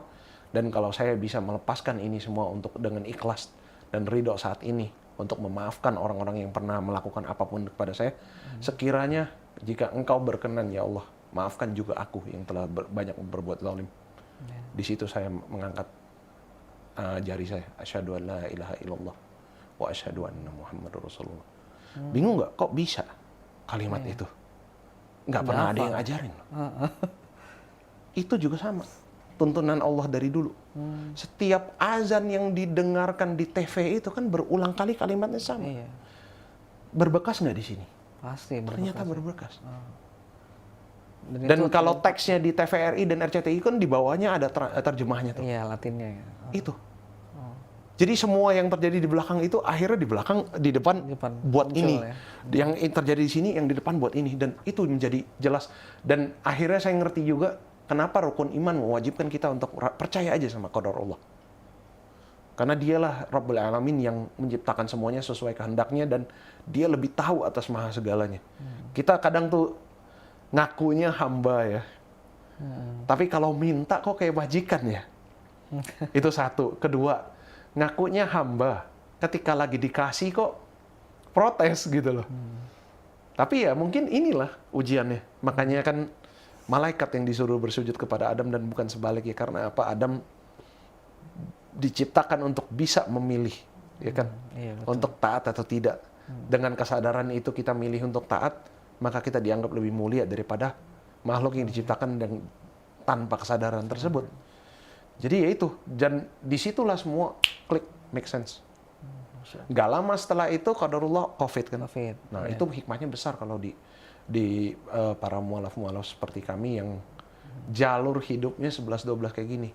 Karena apa? Biasanya yang kayak begini kisahnya pasti haus dengan ilmu, Iya betul. ya kan? Minatnya, girohnya untuk talabul ilmu itu terbentuk. Dan di saat itu, alhamdulillah para ulama kita tidak diam. Dengan masjid ditutup, sholat disuruh berjarak dan sebagainya, mereka tidak diam. Banyak sekali kajian via Zoom, Iya betul. banyak sekali kajian live YouTube dan sebagainya. Itu 2 tahun kita di lockdown adalah 2 tahun penguatan akidah. Itu belum syahadat ini ya? Belum, Saksi ya? belum. Kan masjidnya tutup. Iya. Itu dia. Tapi Anda jalanin aja dulu. Kenapa? Karena kalau misalnya qadarullah Anda udah mati duluan sebelum disaksikan seperti itu. Dan matinya pun nggak ada yang saksiin gitu kan. Iya. Di saat itu saya udah ikhlaskan aja. Jasad saya mau diapain terserah Allah. Yang penting di saat ruh dicabut, lisan bisa nggak Iya. melafazkan la ilaha illallah. Itu dulu. Jadi yang ada di benak saya sepanjang COVID itu adalah itu. Amankan dirimu, sehingga kalau misalnya qadarullah COVID benar kena, benar mati, husnul khatimah insya Allah. Insyaallah. Jadi itu, kajian ikut, terutama fikih, mengenai wudhu, bagaimana wudhu yang benar, terus sunnah-sunnah mengenai sholat dan sebagainya. Sehingga ketika kita ke depan lagi, PPKM dan sebagainya sudah new normal dan sebagainya, itulah saatnya saya udah harus bisa seperti muslim yang lain. Iya. Gitu. Sholat Jumat apa yang perlu dilakukan udah tahu. Sunnah-sunnahnya dan sebagainya apa yang dia lakukan udah tahu. Sholat berjamaah kalau misalnya ditepok sama orang dari belakang udah nggak kaget lagi. Gitu. Iya. Dan seterusnya. Tapi memang tetap masih ada beberapa pertanyaan di saat itu yang terngiang di dalam otak saya. Karena Allah menciptakan bumi yang begini luas. Manusia bermacam ragam. Kenapa harus saya dilahirkan pertama Tionghoa? Terus Tionghoa juga nggak di China lagi, gitu kan? Iya betul. Di luar sebagai warga keturunan di Indonesia yang seperti begini. Udah gitu warga Indonesia qadarullah tinggal di luar pula gitu beberapa tahun sekian lama gitu. Ini maunya Allah kemana ini hikmahnya gitu? Saya sempat baru tanya-tanya. Cuman ya sudah, kan Allah sesuai prasangka hamba di saat itu. Karena memutuskan ya udah husnuzon aja kemanapun jalan ini dituntun, pasti hikmahnya akan ada di belakang, jadi husnuzon aja dulu. Iya, percaya. Ya sama percaya Allah. aja dan sambil minta terus ihdinas siratal mustaqim gitu kan. Dan itu yang saya jalankan sampai titik sekarang. Nah, ini kan seru nih ceritanya. Cuman nih karena waktu yang Iya. terbatas, Iya. kita coba singkat nih kan belajar 2 tahun. Kemudian kan Kohan kan bersyahadat nih di Masjid Masjid Lausa. Lausa yang Iya. sekarang nih teman-teman beliau jadi ketua DKM. Astagfirullah, Masya Allah. astagfirullah. Mualaf di sana disyaratkan sama Pak siapa? Iya, Ustadz Yusman. Pak Ustadz Yusman. Kemudian saya pengen tahu nih respon keluarga pada saat itu, tahu nggak tuh Pak? Subhanallah, ketika saya bilang sama mama bahwa karena mama di saat itu juga qadarullah nggak tahu kenapa selalu ngomonginnya itu mengenai agama. Oh gitu. Momen Dan mama itu katanya pernah berdoa kepada siapapun dia berdoa, pengennya anaknya jangan ateis. Oh, Ternyata doa ibu kabulin. mau muslim kek, mau non muslim kek, nyampe. Cuman ya inilah, sebenarnya kan ini kasih sayang Allah. Oke, doa dikabulkan. 70 tahun lebih. Ente hidup di dunia ini, dengar azan, nggak masuk ke sini. Teman muslim begitu banyak, nggak ada yang mendakwahi. Sekarang dakwah dibawa ke dalam keluargamu. Anakmu diberi kemudahan atas ilmu. Anakmu diberi kemudahan akses untuk begini dan begitu. Tinggal ente mau ambil nggak kunci surga ini, gitu kan? Dan memang itu ujian terberat sebenarnya. Anda suka bertanya-tanya ya, ketika dengar kisah mualaf lain gitu yang dan sempat iri juga walaupun ngeri ya, sama para mualaf yang lain yang kisah jalan hijrahnya itu nggak jauh beda dengan Nabi dan para sahabatnya. Radhiyallahu anhum ajmain. Ada yang dibuang, ada yang dipukulin, ada yang diseret di lantai, diapain segala macam. Jadi kayak bener-bener mereka itu mujahidin gitu. Lah kok gue aman-aman aja. Ini jangan-jangan keimananku dianggap dusta atau gimana gitu loh. Sempat ketar-ketir itu. Ini jangan-jangan kok saya baik-baik aja ya. Cuman abis ngomong kayak begitu pasti beristighfar. Kenapa? Kalau saya ngomong kayak begitu diaminin sama malaikat terus besok dikasih ujian tiba-tiba berat juga. Waduh, ini gimana gitu kan? Iya. Tapi akhirnya sama lagi-lagi kembali ke Al-Baqarah. Saya mengingatkan diri, la yukallifullahu nafsan illa usaha. Gitu kan? Dan oke, berarti kalau misalnya itu kondisinya, saya harus siapin nih. Karena nggak tahu nih Allah akan ujinya dari pintu mana, gitu kan? Yang pasti saya mampu dan saya bisa mengikhtiarkannya. Jangan-jangan ini sebenarnya ujian lagi ditunda. Iya. Untuk kita udah pantas diuji dulu, baru jebret dikasih gitu kan? Ya itu. Jadi ujiannya nggak dari orang tua dalam segi penolakan dan sebagainya, enggak. Tapi jujur sebenarnya ada ujian yang dibalik itu lebih memedihkan lagi, yang saya yakin banyak teman-teman mualaf yang relate juga, yaitu apa? Di kala kita berhadapan dengan orang tua yang agak sedikit bipolar dalam artian begini. Satu momen dia seperti Abu Thalib, satu momen dia seperti Abu Lahab. Satu momen dia seperti kelihatannya support gitu ya, ngebantu, tawarkan apa segala macam. Tiba-tiba besok dia bisa koinnya berubah dan omongannya kayak omongan Abu Jahal, gitu. Dan memang itu terjadi. Jadi di satu sisi orang tua nggak menghalang kita beribadah dan apanya segala macam. Tapi di satu sisi lagi dari dulu yang hampir sangat jarang bahkan hampir tidak pernah kedengaran keburukan mengenai Islam keluar dari lisan mereka. Sekarang setelah anaknya Muslim, kok malah jadi lebih berani ngomongin jeleknya Islam. Wah, di situ ujian sabarnya itu besar sekali. Karena mereka dakwah belum diterima, kalau dikerasin itu kan sama aja kita membuktikan bahwa Islam itu keras, ya kan? Tapi kalau misalnya kita lembut dan dia memandang itu sebagai kelemahan dan kita nggak pasang badan dan membela, itu juga nanti ngelunjak gitu kan? Wah, ini medannya sangat dilematis ya. di antara kita harus tetap berbakti tapi ada omongan-omongan tertentu perlu disampaikan tapi khawatir kalau disampaikan jadi durhaka gitu kan. Pokoknya jadi akhirnya dinamiknya itu ya gitulah.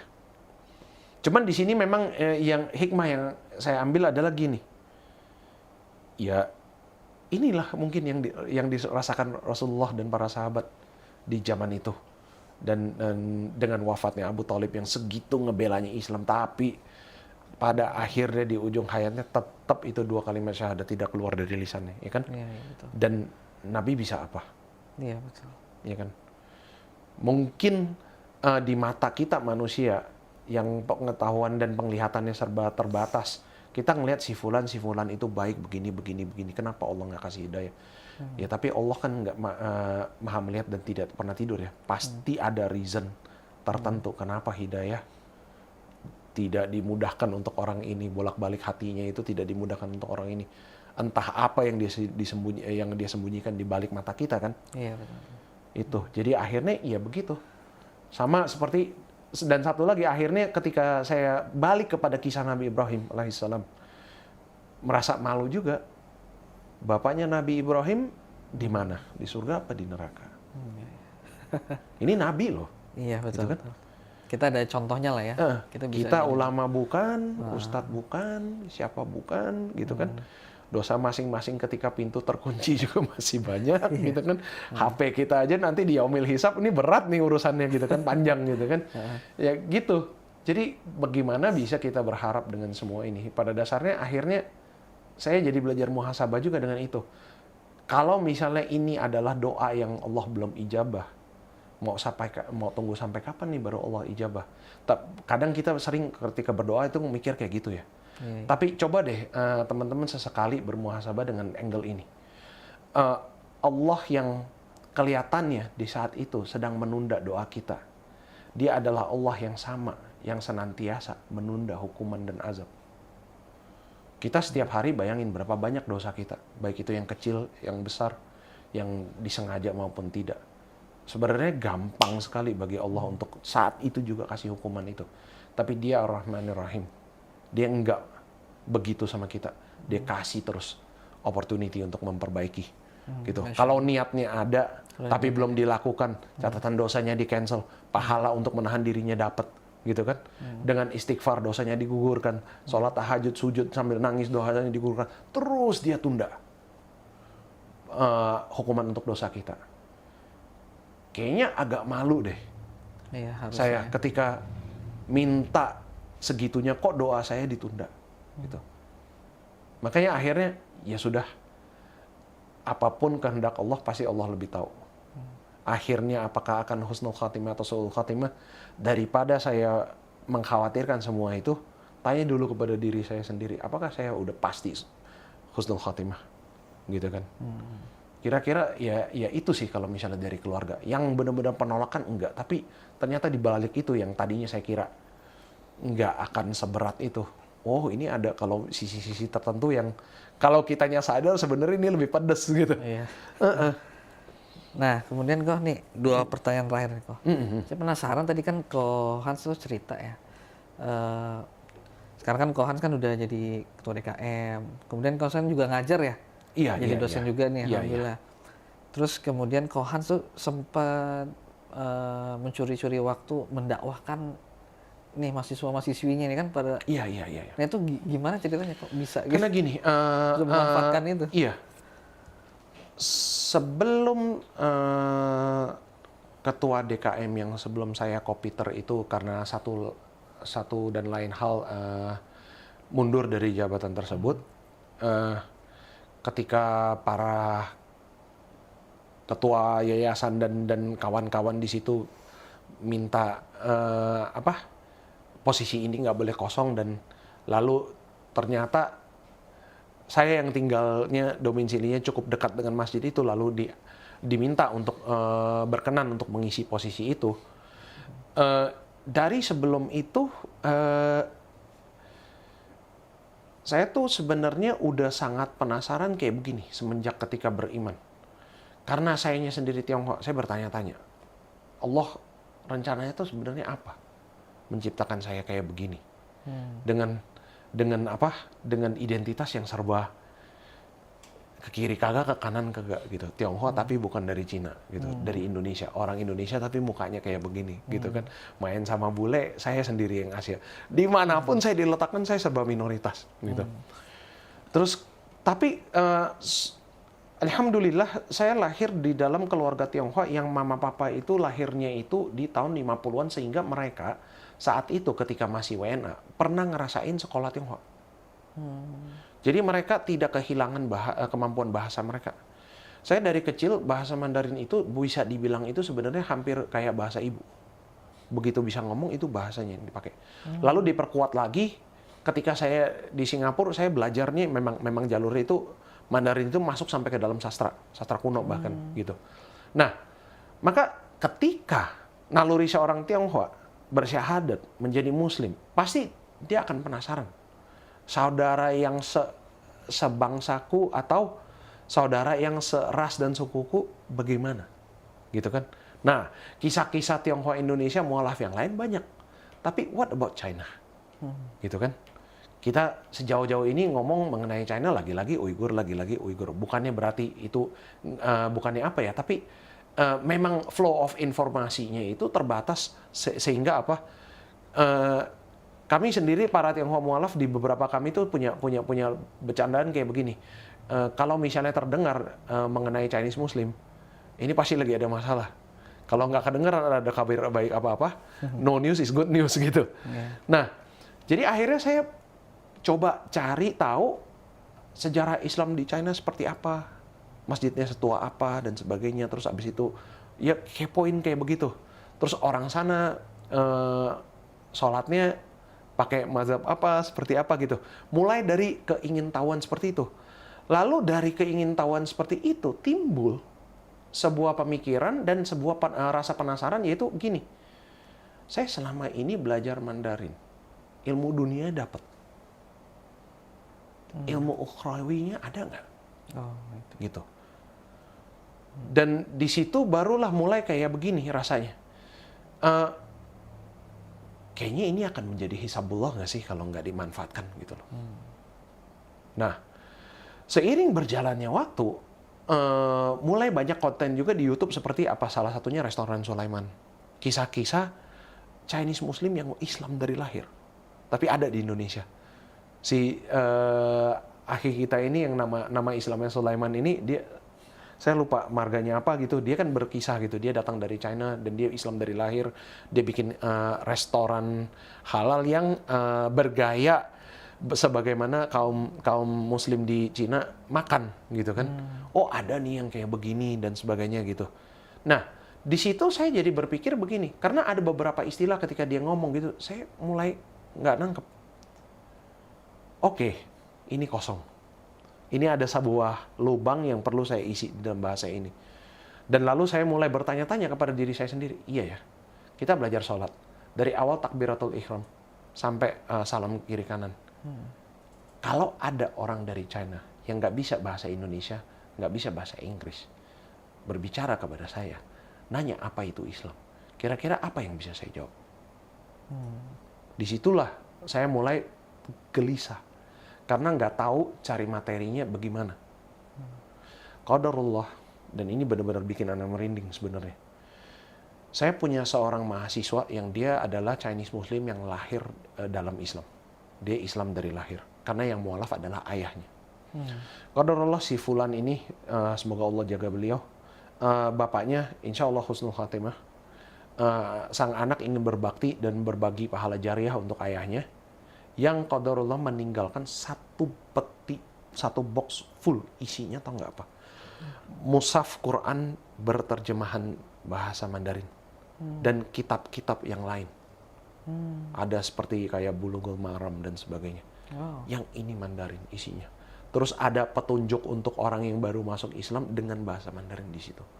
Di situlah baru, wah itu sih merinding sih. Saya baru kepikiran kan mengenai ini. Allah langsung jawab, langsung diantarkan begini.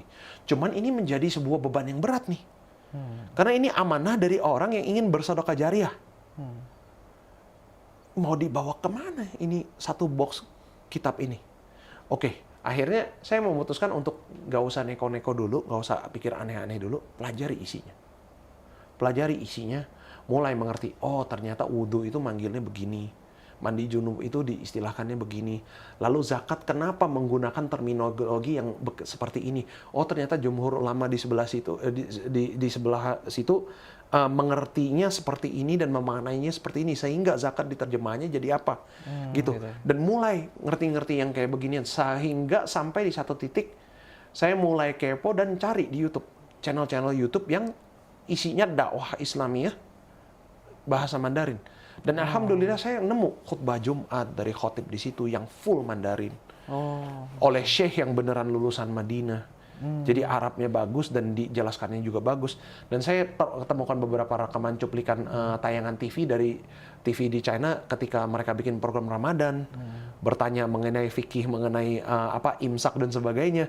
Ini wawasan terbuka lagi. Lalu nggak lama dari itu Allah langsung uji. Ujinya begini. Ini sebenarnya kisah juga lagi pas kita ketemu, antum udah pernah dengar. Yaitu saya ngelihat di samping suggested video di YouTube, videonya Kodondi mensyahadatkan orang dari Tiongkok. Yang karena Kodondinya sendiri nggak terlalu ngerti bahasa Mandarin, dia perlu dipandu dengan penerjemah. Yang penerjemahnya itu membuat beberapa kesalahan yang cukup fatal. Subhanallah. Saya sih berhusnuzon sebenarnya si Fulana ini ngerti. Tapi mungkin gugup ada kamera atau apa, silap lidahnya gitu ya. Cuman yang dikhawatirkan adalah gini, kalau misalnya dia ternyata salahnya itu karena dia nggak tahu bedanya. Sehingga si sang mualaf ini meyakini itu. kesalahan tersebut ini bisa mengeluarkan dia dari iman karena salah satunya contoh aja ya buat pelajaran dari kita. Dia mengatakan Muhammad kalau diterjemah dalam bahasa Mandarin itu jadi Muhammad. Lalu sebutan untuk lafaz Allah itu Allah. Tapi Allah juga sering disebut oleh Muslim di China itu sebagai Cencu. Cencu itu artinya sang pemilik yang sesungguhnya atas seluruh alam semesta. Iya, iya. Dia kepleset lidahnya mengatakan Muhammad Cencu. Artinya Muhammad adalah Allah. Ini kan kalau misalnya nggak dikoreksi dia fatal ya. Iya. Itu di situ badan saya gemeter. Kenapa? Saya langsung teringat. Saya dititipkan amanah ini. Andaikan saya lebih aktif, lalu udah kenal Kododi lebih dahulu juga dan sebagainya, mungkin kesalahan ini bisa tercegah. Di situ saya benar-benar, saya langsung mandi, saya sholat taubat. Nggak lama saat itu, 1 minggu kemudian, Ustadz Naga dari Masjid Lauce selesai sholat Jumat bilang, Hans, ada calon mualaf dari Cungko. Cungko itu artinya China. Yang mau syahadat, dia nggak bisa bahasa Indonesia dan nggak ngerti Inggris juga. Bisa nggak antum yang bantu? Saya di situ benar-benar gemeter dan merinding karena apa? Inilah Ganti penggantinya. jadi penggantinya dan inilah tempat saya berlatih dan mengasah pisau tersebut. Dan di situ juga saya sadar sesadarnya, oh ternyata hikmahnya saya dilahirkan di Indonesia sebagai orang Tionghoa yang qadarullah fasih dengan bahasa ini diberikan kemudahan dengan segala macam fasilitas yang dimudahkan untuk saya. Itu untuk ini. 1 menjadi 5, 5 menjadi 10, 10 jadi kok banyak. Sering gitu loh. Ada beberapa dari mereka yang bisa bahasa Inggris dan saya sengaja bawain materinya pakai bahasa Inggris, nggak masalah. Tapi dikhawatirkan juga bahasa Inggris dia levelnya ngertinya sampai mana. Sehingga saya sibuk mencari tuh. Ini buku banyak, nggak bisa semuanya di-scan. Ada nggak ya kira-kira yang udah online dan PDF? Saya rangkum tuh sampai saya punya satu list full channel YouTube mana aja yang mendakwahkan Islam dalam bahasa Mandarin yang sumbernya dari China. Lalu channel mana yang mengajarkan bahasa Arab dengan perantara bahasa Mandarin, yang Quranik dan sebagainya. Dan ini yang sedang kami jajak ke depannya. Jadi mungkin dengan ini juga teman-teman kalau misal di masjid lain gitu didatangi misalnya dengan orang Tiongkok yang kemampuan bahasa Indonesianya atau bahasa Inggrisnya masih kurang dan di sana butuh bantuan seperti ini, insya Allah kita bisa coba untuk membantu dari segi apapun, baik itu mungkin materinya secara digital atau orangnya didatangkan lah. Seperti itu sih. Akhirnya ini yang menjadi satu jihad, insya Allah jihad fisabilillah yang bisa kita tekuni bareng-bareng gitu. Amin, amin, Masya Allah. Masya Allah, Kohan sih. Makasih banyak nih Kohan. Astagfirullah. Ceritanya luar biasa nih Masya Allah, teman-teman. Sahabat wakaf bisa mengambil ibrohnya. Yang buruk tolong jangan dicontoh ya. Ya, nggak apa-apa. Kohan, terima kasih banyak atas waktunya. Jazakallah khair. Semoga kita bisa berjumpa lagi. Iya. Ada apa nih agenda pekan ini? Pekan ini ngajar aja? sebenarnya iya sih. Mungkin ya itu aja dan bebenah dan mungkin yang terpenting adalah muhasabah ya. Muhasabah ya, amin. Ya. Insyaallah. Di saat orang-orang mungkin sibuk dengan bereuforia dengan hal yang sia-sia, kita alhamdulillah masih diberikan banyak peluang untuk mengingat Allah gitu kan. Iya. Dan kayaknya tutupnya tahun Masehi ini walaupun ini bukan tahun baru kita, tapi dia bisa dikatakan adalah sebuah benchmark ya. Bahwa ini udah 365 tahun berlalu dan sekian ratus hari berlalu dari Ramadan yang kemarin. Iya. Apakah kita akan sampai kepada Ramadan berikutnya? Sebenarnya kan Allahu a'lam ya. Jangan sampai kita sama seperti yang tahun-tahun sebelumnya, gitu-gitu aja gitu, nggak ada perubahan. Gitu. Memang biasanya beberapa tahun ini itu yang saya lakukan kalau misalnya udah masuk ke akhir Desember itu, yuk duduk dan bermuhasabah, gitu loh. Amin. Di saat orang udah umroh dan haji kita ngapain? Di saat orang sudah bisa sedekahnya sebegini banyak, kalau kita punya saldo yang sama, lantas apa yang membuat kita seberat itu melangkah melakukan yang sama misalnya. Contoh ya, bukan berarti kita harus banget begitu. Iya, iya. Dan iya itu. Makanya mahasiswa-mahasiswa yang tadi saya sebut juga, saya suka sedikit-sedikit saya senggol gitu. Oh, kamu udah tingkat berapa? Iya. Kamu di luar udah pernah kerja dengan perusahaan orang Tiongkok? Iya. Wudhu sama tayamum bahasa Mandarinnya apa? Kebanyakan masih diem. Gitu. Ini kan jadi PR sebenarnya. Gitu. Andaikan mereka bisa lebih fasih dari ini, saya yakin mereka di luar sana yang penasaran dan ingin mengenal Islam lebih dalam itu banyak. Tapi nggak tahu stepnya harus bagaimana. Gitu. Gitu ya. Kalau kita kasih pancingan yang cukup manis, dengan bahasa yang mudah mereka pahami, sama satu lagi mungkin juga memang pembelajaran bahasa Mandarin yang khusus untuk kaum muslimin itu kan bisa dikatakan belum ada, kalau ada pun juga sedikit gitu sedikit ya. Banget ya. Semoga ini juga bisa jadi sesuatu yang kita kembangi demi iya. mempermudah dakwah. Dakwah ya tentunya. Ya, karena bahasa asing lebih banyak kita kuasai, maka insya Allah kita lebih terlindung dari tipu daya mereka, ya kan? Amin. Ya. Insya Allah. Terima kasih banyak nih Koh. Jazakallah khair. Ya tentunya ya kita harapkan ya, dan kita aminkan lah harapan dan cita-citanya Koh Hans nanti ke depan ya. Dan juga saya dan mungkin teman-teman sahabat wakaf turut mendoakan orang tua semoga tersentuh dan bisa membuka hati untuk Islam gitu Koh. Iya. Amin.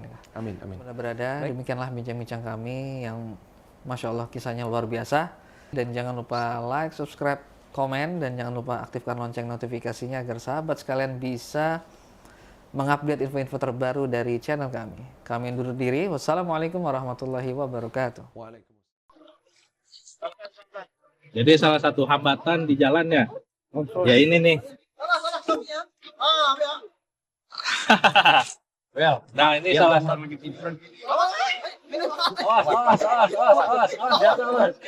Hampir aja nih kawan kita jatuh ke sungai. Jadi memang salah satu hambatan kita itu kalau masuk ke pedalaman ya seperti ini salah satunya. Belum lagi kayu-kayu itu pada muncul dari dasar sungai. Jadi memang perlu kehati-hatian dan tingkat risikonya juga tinggi, besar ya.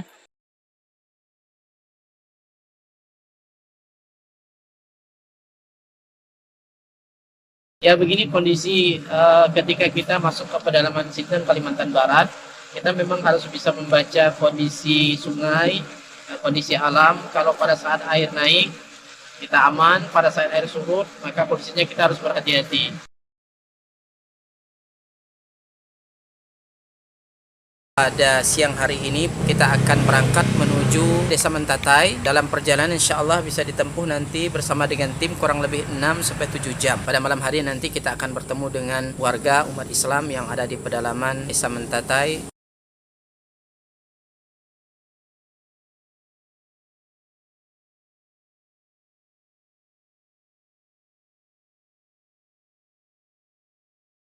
Alhamdulillah sudah kurang lebih 600 mu'alaf yang masuk Islam dengan asbab dakwah ini. Dan tentunya ini tidak hanya sebatas mereka memeluk Islam, tetapi masih banyak PR-PR yang harus kita selesaikan. Dalam hal ini kami membina mereka membutuhkan Al-Quran untuk kita sampaikan kepada mereka yang menjadi sarana mereka dekat dengan Allah Subhanahu wa Ta'ala.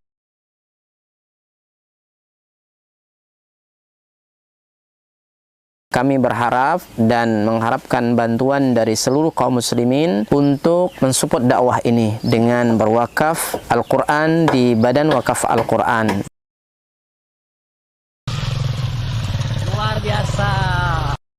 Kaum muslimin yang dicintai oleh Allah Subhanahu wa Ta'ala, perlu kita ketahui bahwa pondok ini sangat dibutuhkan karena memang di sini sangat minim akan bahkan mungkin bukan lagi dikatakan minim, memang tidak ada lembaga semacam pondok pesantren yang berdiri di Desa Nangat Tempunak ini. Yang kedua adalah kerusakan akidah. Ya, jadi di sini jika tidak ada pesantren ini rusaknya luar biasa. Apalagi memang pemurtatan sangat kuat di desa Nangatempunak ini. Jadi memang misionaris-misionaris itu masuk kemari itu dengan materi yang kuat, ya, dengan iming-iming yang kuat. Dengan adanya pondok pesantren ini mengkader anak-anak para mualaf, ya, dari suku Dayak yang berasal dari pedalaman, ini sangat mudah. Jika mereka sudah belajar agama, kemudian mereka sudah paham dengan agama dan mereka sudah hafal Quran, mereka akan kita kembalikan ke kampung-kampung mereka.